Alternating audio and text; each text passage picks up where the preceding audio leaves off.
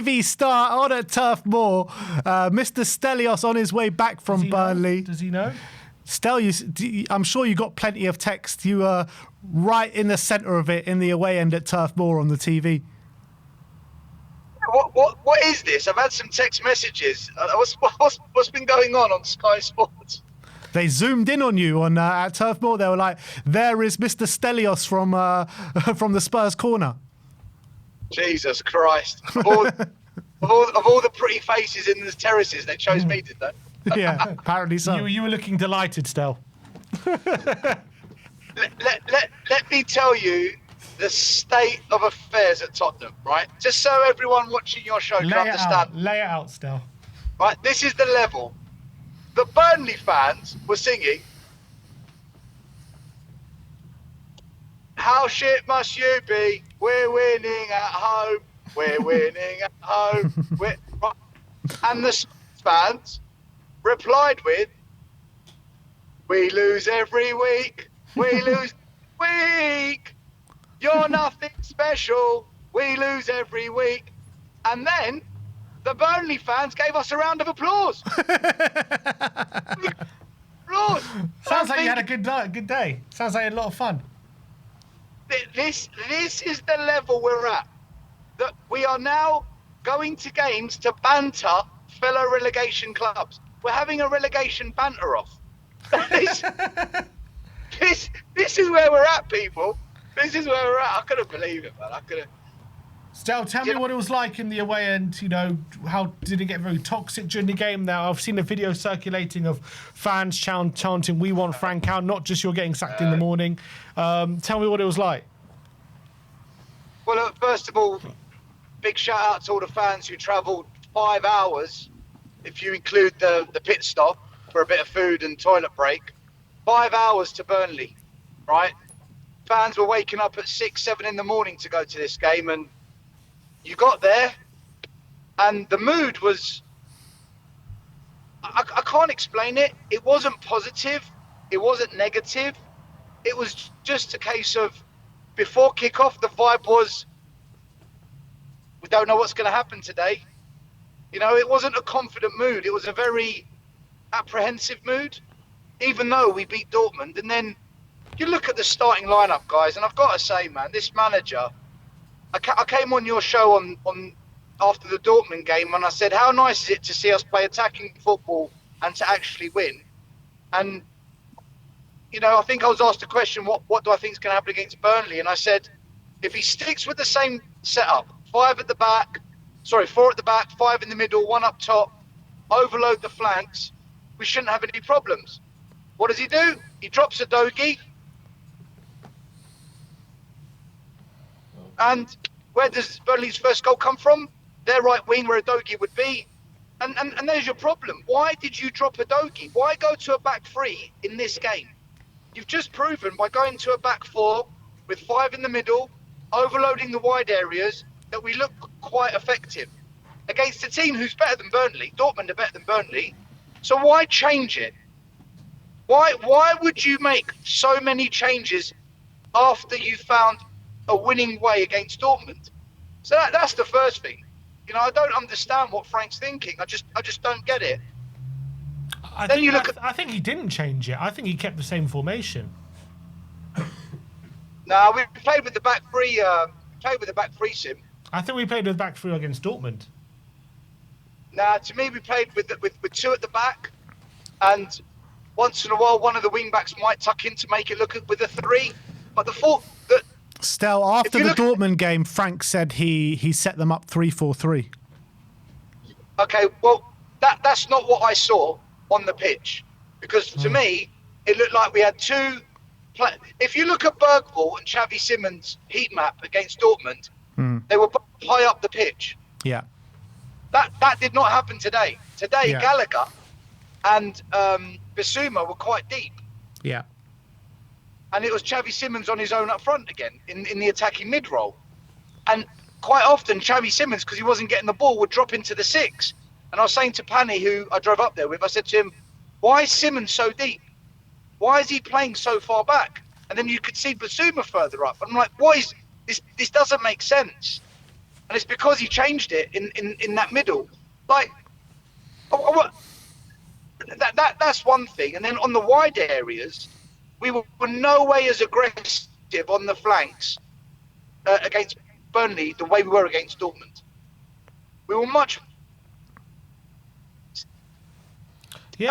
And I just feel that he tweaked it, and he didn't need to tweak it. I don't think Udogie should have been dropped, guys. I don't know why he dropped Udogie. It must be a fitness issue. Well, he came on at half time and he was fine. Yeah, that's what I'm saying. He might not have been fit enough to play 90 minutes because he's only just coming back from injury. Well, if that's the case, I would have started with him and not brought him on at half time. But he had no choice because we were getting rinsed down that flank. And Yeah. it's because, listen, against Dortmund, you had Udogie left back and Spence in front. And it worked really, really well. Why not start with that same process? Why not stick with that? I think he did, Stel. But he went with Van der Ven instead of Udogie, and then Spence in the same position. Spence was basically de facto left winger today, Stel, in the first half. Van der Ven was not bombing up the left flank the way Neither Udogie was Udogie. No, Udogie wasn't either. Go look at Udogie's heat map, and you will see where he spent most of the game. It was on the left side of the pitch, in front of the halfway line. I went and looked at the heat maps. I think he had equally as deep red just in front of the halfway line and just below the halfway line, I think, in the heat map.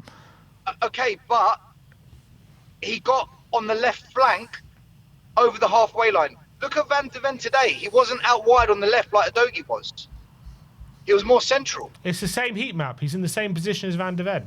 I'm looking at it right now. So you're telling me Van der Ven was on the left flank over the halfway line? No, I'm looking at the heat maps. I'm saying he had the same heat map as Udogie today. I think Van der Ven's a tiny bit deeper, but it's not too much of a difference. Okay, I'm going by what I saw, and Udogie and Spence were more aggressive on the left flank than the combination of Van der Ven and Spence today, in my opinion, from what I saw.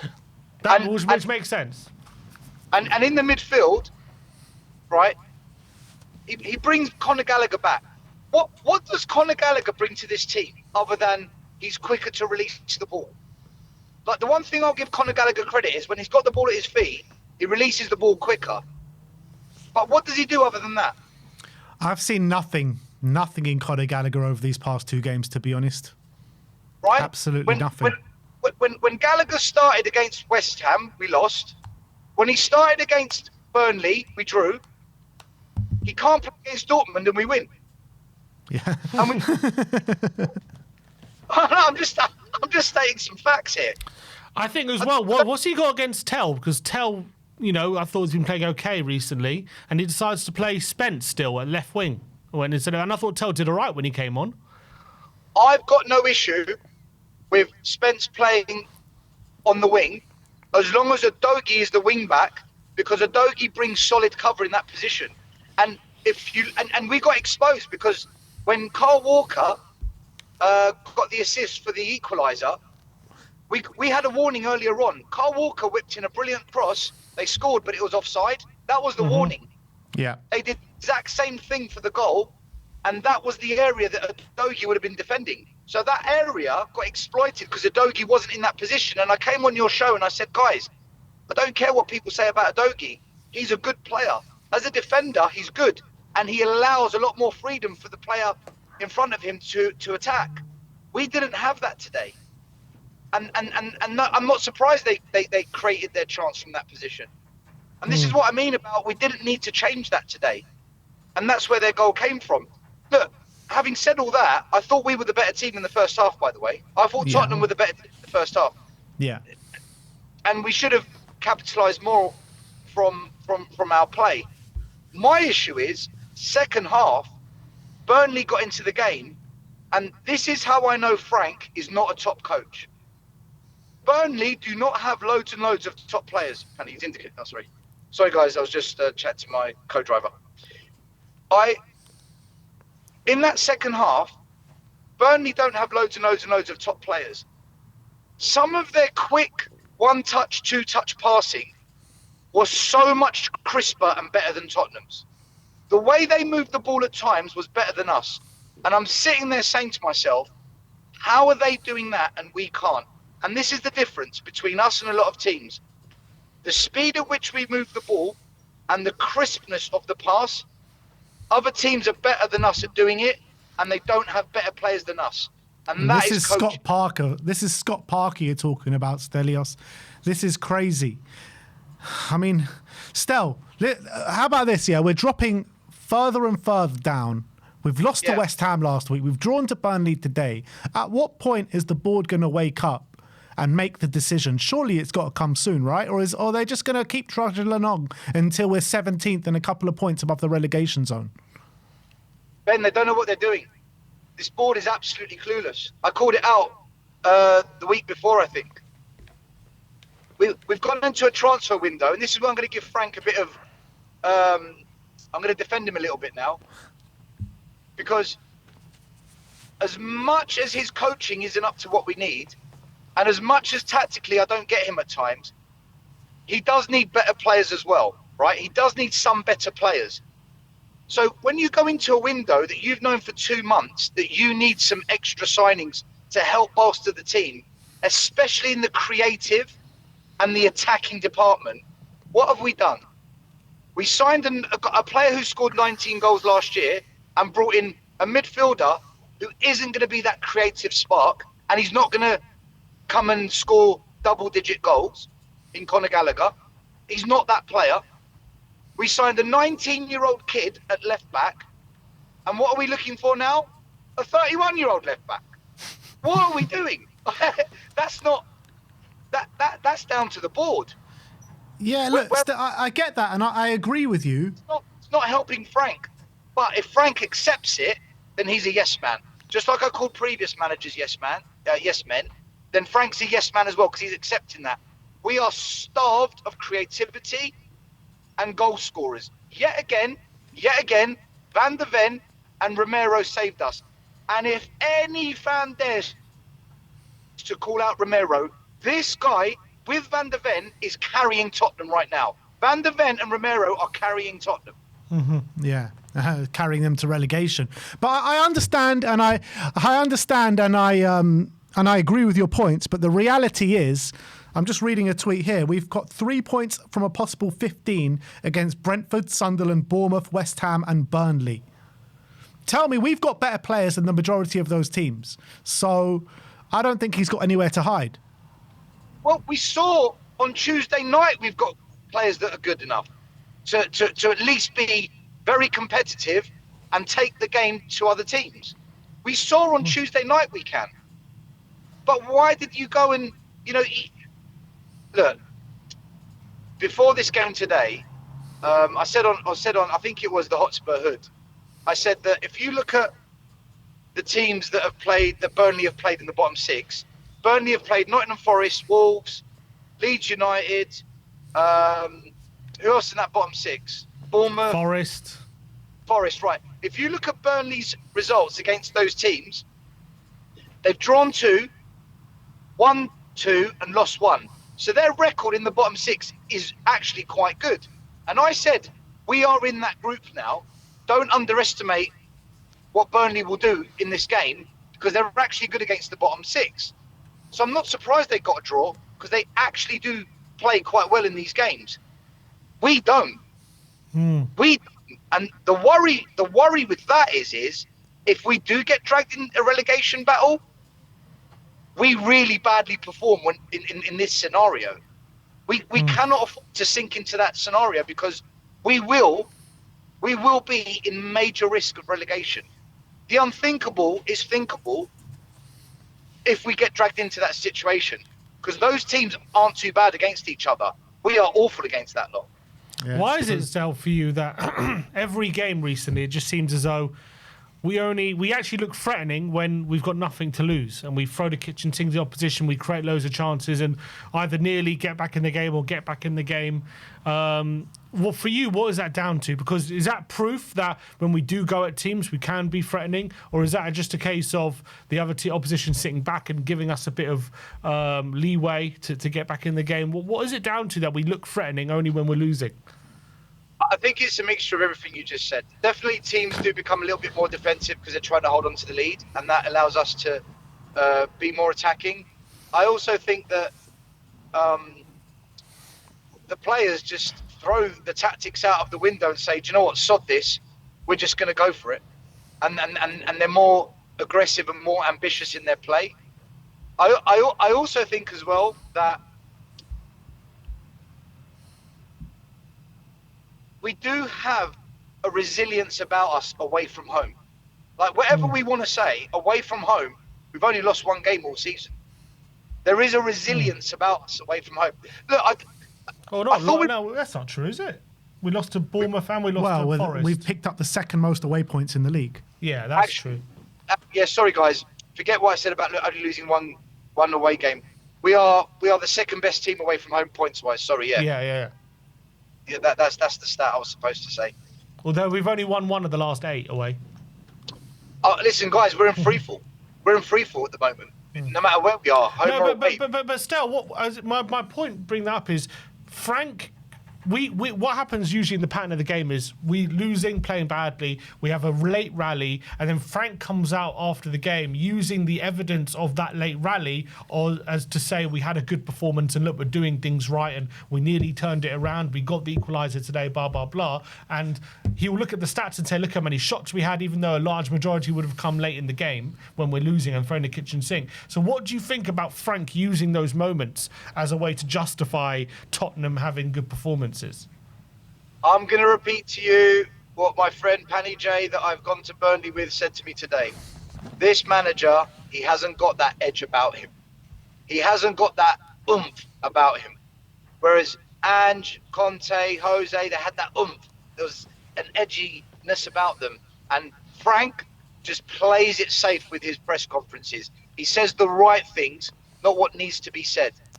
That's the reality of it. He's one of those types of managers. He's just going to say the right thing to protect the players and to protect himself. What the last caller said about him protecting is spot on. Whereas Mourinho would have called out players. Conte would have called out the board. Ange would have said, listen, what do you expect? I've got injuries. What do you want me to do with it? Like there's an edge about them. They're a bit on. They're on the edge. They'll say something that maybe they shouldn't say, but it's the truth. Whereas Frank, he plays it safe because he's that type of manager. We need a manager that's got an edge about them, because then someone that's got an edge takes risks. Someone that's got an edge has got that fire in their belly. I don't view Frank as that kind of a guy, unfortunately. Look, I will say as well, guys, we were a bit unlucky today. We hit the crossbar. We had a free kick. The goalie made a brilliant save from. There was also a header from close range that the goalie made a good save from. I think Solanke should have done better with it. But nonetheless, the goalie made a good save. So I do think we were a bit unlucky, but this is the reality. This is Burnley, guys. Yeah. This is Burnley away, man. They don't have superstars. They don't have magicians. They don't have players that you... I mean, our fans laugh that we signed Odegaard from Burnley. Laugh at that. There were moments of today where I stood there, and it's probably why the camera zoomed in on me looking glum. I couldn't believe some of the passing and movement from Burnley. We lack that movement. We lack that movement. And it's not because players are lazy or they can't be bothered. It's not coached, guys. Those patterns of play aren't coached. Marcus Edwards, ex-Tottenham, big up to Marcus Edwards. Every time he got the ball in midfield, the amount of time he had to receive and turn. I mean, does anyone want to shut him down? Do they just want to let him play and ping the ball around the pitch? It was ridiculous. Like, it's not on. We're Tottenham Hotspur at the end of the day. We're not, you know, no disrespect to Burnley and Wolves and these teams, but we're a big six club. We've got to be doing better than this. And there's problems all over the shop. The board, the manager, everyone. Do you think, Stel, that that late goal from Mero saved Frank's job tonight?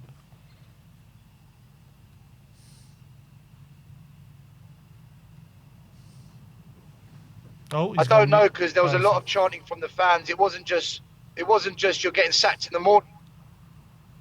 I can hear you. Yeah, you're back. Yeah, there was a lot of chanting from the fans, guys. They weren't just singing "You're getting sacked in the morning." They were singing "We want Frank out." Say "We want Frank out." There was a lot of different chants against him today.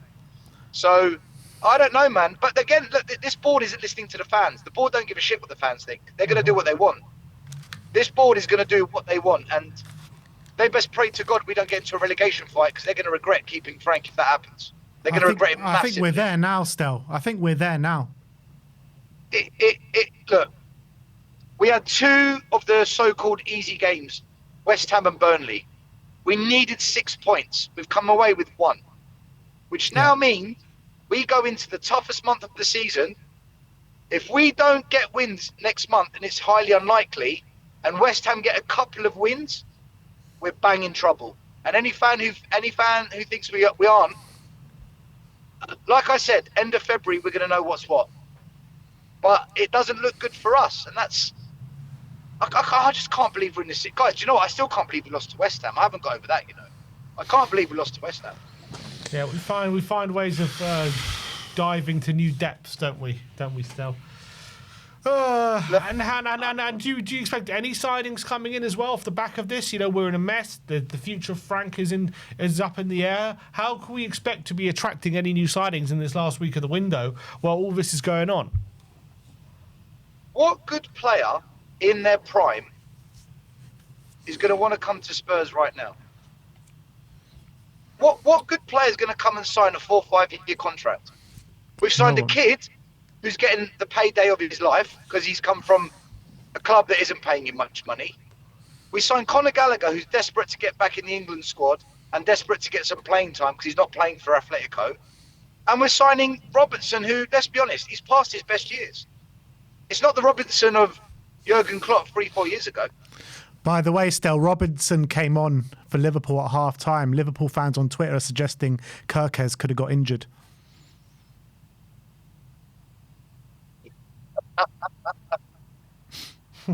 Listen, do you know what? I was making a joke in the car before I came on saying, if Robinson plays for Liverpool today, watch Robinson get injured.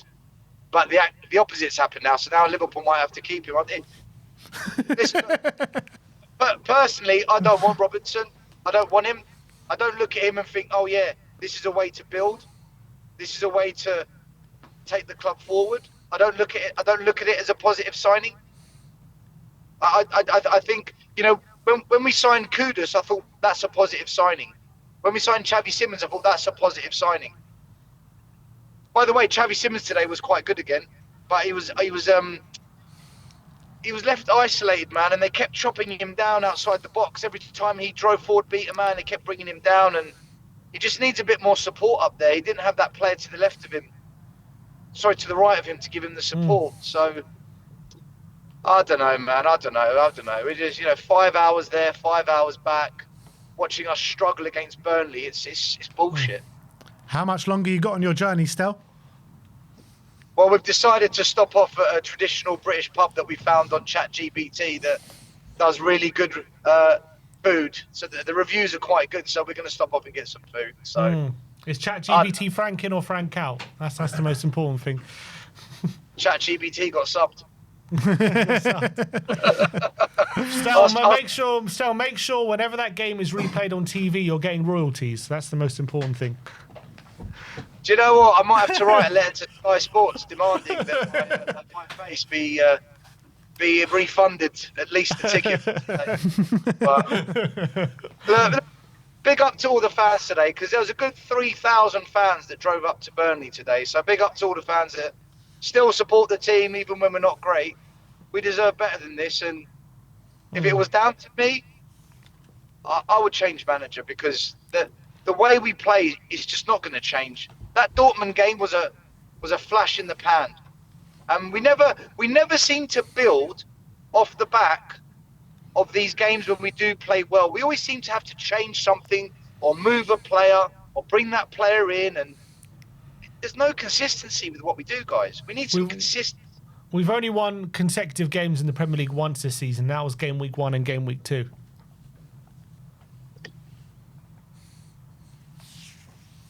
I hope this board have got a plan up their sleeve. I swear to God. I swear to God they better have a plan up their sleeve. Yeah, the plan is to keep Frank. Well, then we're in for one very, very uncomfortable and toxic end to the season. I'll tell you that now. It's going to get very, very toxic. All right. Stel, safe journey back, my friend, and we'll speak to you soon. Yeah, big up all the listeners. Smash like, subscribe, and you got to pray for us, people. You got to pray. Pray is all we got at the moment. See you later, Stel. Thanks for coming on. See you later, guys. Good to see you, Steph.